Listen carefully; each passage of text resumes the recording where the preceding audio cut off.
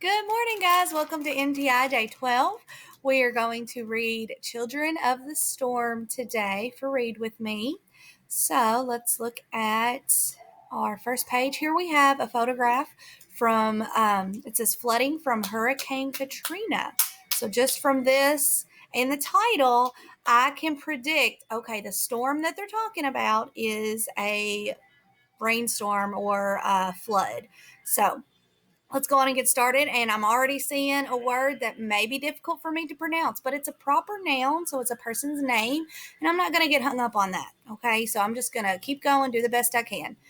Tanisha Downserow was supposed to start the fourth grade in New Orleans back in the fall of 2005.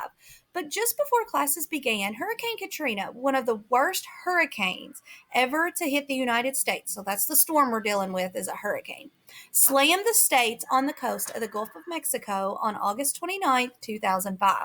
Tanisha was sad and scared as she watched heavy rains and high winds rip through her city on the Mississippi River. When New Orleans flooded, school was the last thing on Tanisha's mind as she and her family drove 350 miles west to Houston. More than 24,000 evacuees, which are people who evacuate or leave from New Orleans, moved to the Houston Astrodome. But Tanisha and her family spent 5 days in a Dexter, stop it.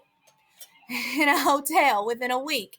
A generous Houston family had given the Donsereau family shelter in the loft above their home. A few days later, Tanisha started school in Houston.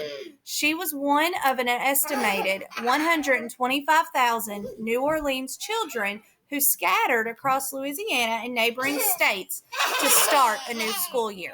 The Houston School District enrolled almost 2,000 in the days following Katrina. Come here, sit up here. Sit with Mama while I read, including Tanisha and her brother Taryn. The district also reopened 2 schools that it had closed the previous spring. Those schools were devoted entirely to children displaced by the storm. It's hard to move and start going to a new school. It was even harder for the many children displaced from the states hit hardest by Hurricane Katrina. School guidance counselors, like Miss Allie, said that relocating to an unfamiliar school, is bound to affect many of the children. Tanisha and Taryn, though, were doing well. They had enrolled at McGregor Music and Science Magnet School. McGregor accepted more than a dozen displaced students.